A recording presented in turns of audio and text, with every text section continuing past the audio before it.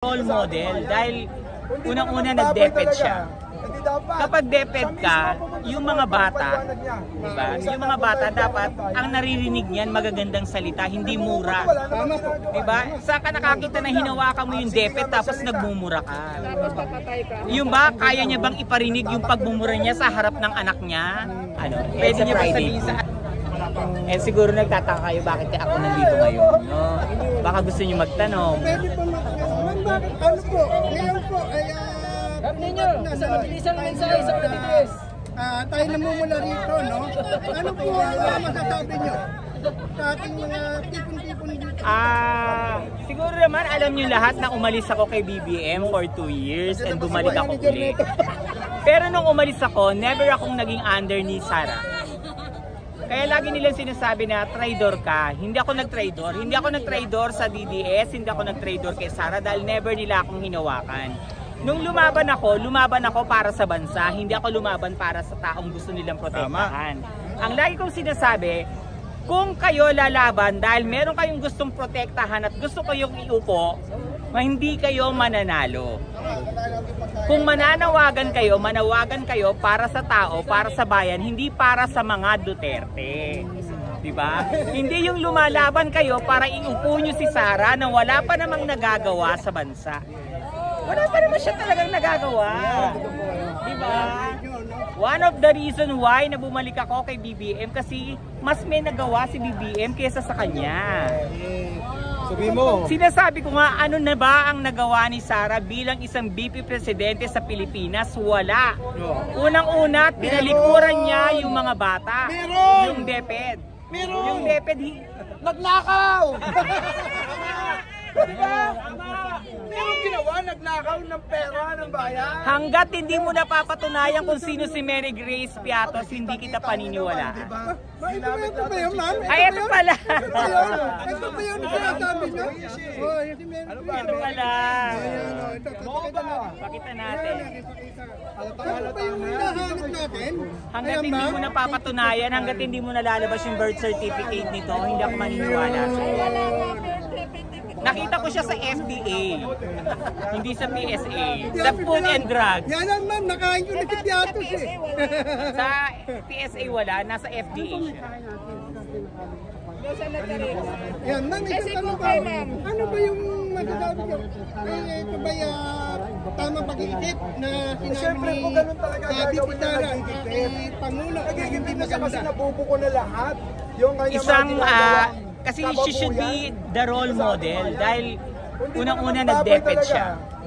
Kapag DepEd ka, yung mga bata, diba? Yung mga bata dapat ang naririnig niyan magagandang salita, hindi mura. Diba? Saan ka nakakita na hinawakan mo yung DepEd tapos nagmumura ka? Yung ba, kaya niya bang iparinig yung pagmumura niya sa harap ng anak niya? Pwede niya ba sabihin sa anak niya na anak, paglaki mo, ito ang gayahin mo ako. Diba? Alam mo, nung nag-resign siya sa DepEd, doon, maling-mali. Yung iniwan mo yung mga bata. Huwag mong idehilan sa amin na pinagtutulungan ka, binubuli ka. Akala ko ba matapang ka? Eh, ba't ka umaatras? Meron lang tayong interviewin dito. No, hingian natin ng mensahe, no, si Nino Barcelo. Makikita natin mga kabayan na may parating pa na may mga dalang flag sa malayo at natatanaw pa rin natin, no, dahil nga malinaw yung paningin natin, kumakain tayo ng kalabasa. So grabe, ang dami mga kabayan na sumusuporta ngayon. Akala ko nga, kasi naniwala ako nung sinabi ng mga kabilang bakod ng mga vloggers na wala lang daw 100 ang pupunta rito. Mga kabayan, nagulat ako. Yung 100, no, naging times 10, times 20 pa ito mamaya. No? Grabe, ang dami. Oh. Samantala sa kabilang bakod, wala na nga lang mag-100, puro paninira pang naririnig hanggang matapos. Diba? Pero dito, more on positive. At ipagdarasal pa natin sila, no? Pagdarasal pa natin na wag sila mapunta sa mental dahil sa mga pinagsasabi nilang hindi na tama o normal sa isang tao na makapagsalita ng sinasabing bangag adik, wala namang katibayan. Di ba? So, hindi normal. Pati kapwa niya tao, inaaway na kapwa nila vloggers, inaaway na pati. Isipin mo naman yung si Ismi, kapanalig nila, inaaway pa nila. Si Vincent Tabigi, inaaway pa nila. Di ba? Hindi normal ang pag-iisip nun. Bayan. Baka wala ng tulog. O, kita mo yung mga sila, may mga hawak pang mga plastic. Baka kasi magkalat ng basura. Dapat dumating ng malinis at aalis ng malinis sa lugar na ito, mga kabayan. Kaya walang iyakan, ha, Ma'am Evelyn. Kumusta, no? Evelyn, kumusta? Ma'am Evelyn Ferrer, no? Boboy Konkon, kung 1 billion ba naman ang gastos. Nako, pumunta ka rito para maramdaman mo yung sinasabi mo, Ma'am Jean Calonia, no? At Jonathan Vargas, wala bang, ano ba yan? Wala bang drone dyan? Dapat may aerial drone. Wala tayong drone ngayon, mga kaban. Sira yung drone natin. So, pinaayos ko during campaign kasi nasira nung pumunta tayo sa Isulan Sultan Kudarat. Maalala natin, rain or shine doon. Bumunggo yung, ang laki kasi ng pine tree doon sa Isulan Sultan Kudarat sa likod ng munisipyo. Kung saan kinasa doon ang caravan. No? Sumabit. Hanggang ngayon, hindi na ako nakahawak ng drone. So, hindi ko na may pakita sa iyo yung mga aerial. Kasi 'di ba nung camping talagang pinapakita ko. Yun! Dumaan yung helicopter. may kumaway sa helicopter.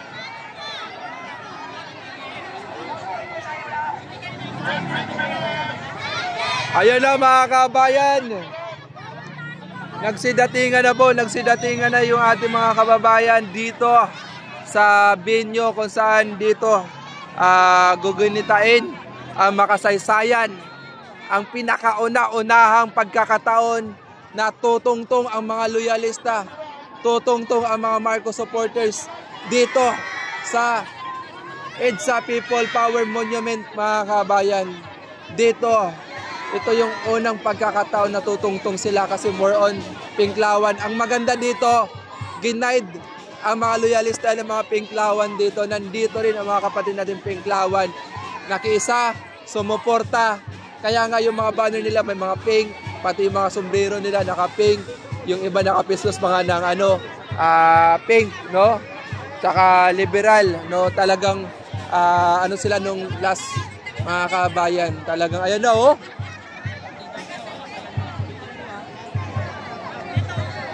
Si Sara ang wala sa katinuan kung ano-ano ang nasa isip niya. Violente ang pag-iisip from Ma'am Shupi.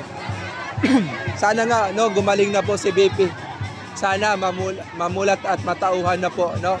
Hindi po normal ang isang tao na magsasalita ng mga ganun, 'di ba? Kayo kaya pagsalitaan ng ganun, 'di ba?